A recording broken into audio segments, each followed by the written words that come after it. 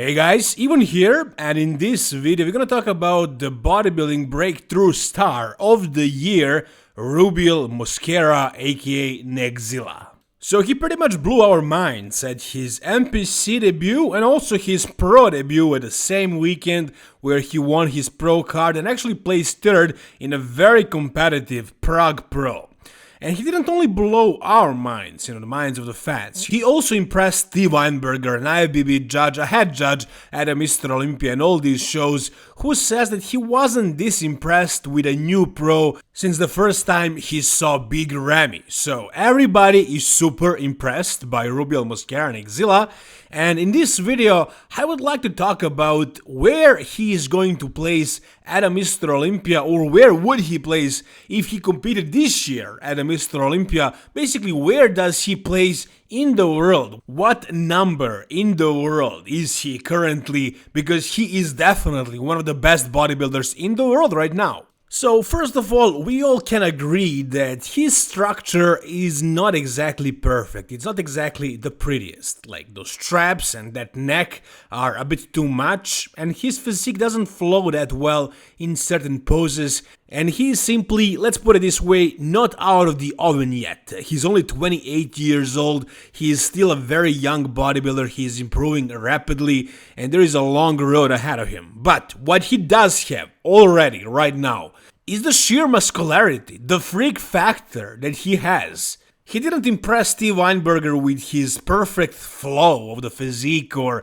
aesthetics or anything like that, completeness, no. He impressed him with the freak factor of the muscularity, and especially those freaking legs.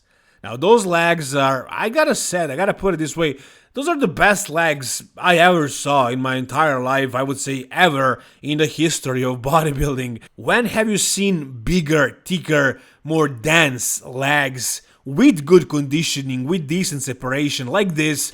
I don't think you ever have. I think this beats Tom Platz, I think this beats even Ronnie Coleman.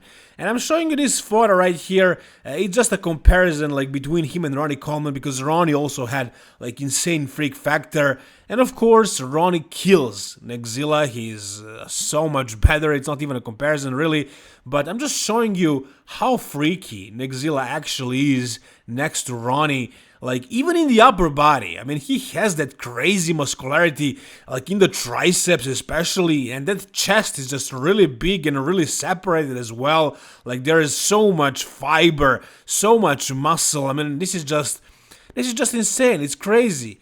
However, at Prague Pro, he did face a couple of Olympians, such as Samson Dauda, who was third at the Mr. Olympia, Michal Grijo, who was seventh this year, only 2 weeks before this show, and who also looked better here. Just like Samson Dauda, these guys both improved from the Mr. Olympia. And there was also Nathan Diasha, who was seventh at one point, but this year he would have been probably top 10 at the Mr. Olympia, so I'm pretty sure this already puts Neckzilla in the top 10 at the Mr. Olympia, already, top 10 in the world. I think that sounds about right. Now, him versus Grijo, I thought this was a pretty close battle, and Grijo was seventh at the Mr. Olympia, and that wasn't his best.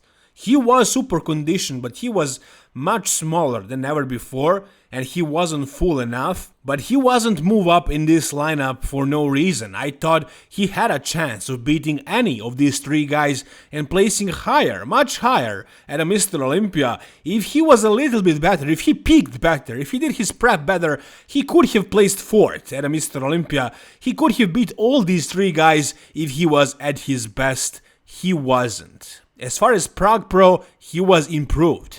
He couldn't bring back the muscle that he lost while he was prepping, while he was chasing that crazy condition, but he did fill out. He was much fuller and bigger, and his conditioning was still spot on. So in my opinion, if he looked like this at the Mr. Olympia, maybe he wouldn't place fourth, but I think he would have placed higher, at least 1 or 2 spots. I don't think he would have placed seventh either way. I think he would have placed at least 1 spot higher, maybe even 2, 6th or 5th. In any case, it doesn't really help us a lot, because he wasn't beaten by Rubiel at Prague Pro. He did beat Neckzilla here.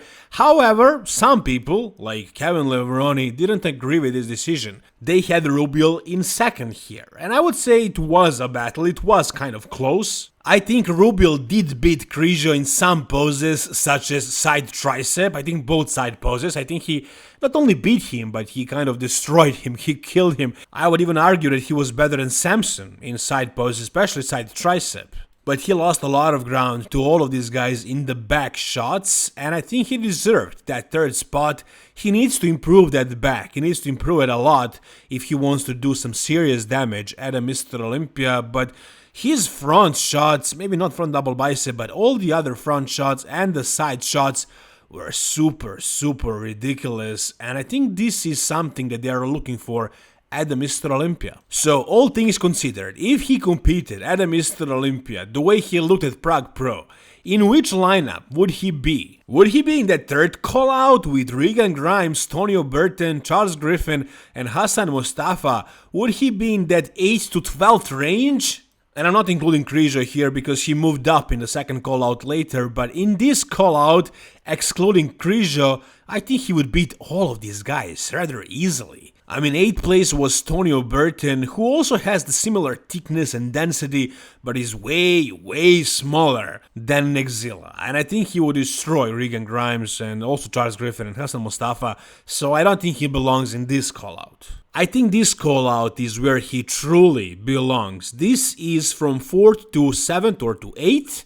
And where would he place here? I think he would have placed 8th. We already saw what happened with him against Krijo. I'm not saying he would have placed 8th because he's the new guy here. I mean, recently Nick Walker placed 5th at his first Mr. Olympia.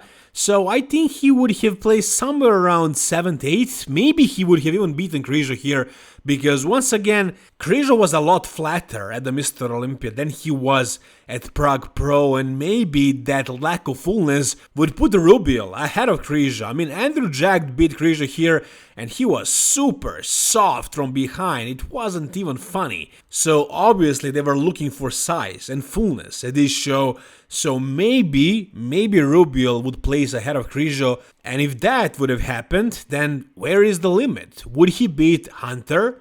Would he beat Andrew Jack even? Would he beat Brandon Curry too? What about the top 3 guys? Would he be able to battle against Hadi Chopin and Derek Lunsford and Samson Dauda?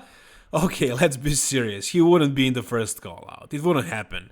Not this year, not the way he looked, not the way his back looked, and some other shots, like I said. So he needs improvement, but he is up there, guys. I'm telling you, this guy is going to be top 5, probably next year already. Yeah, he needs to improve a couple of shots, especially front double and both back poses, but I mean, who is perfect? Even in the top 2, guys have some serious flaws, some really bad poses.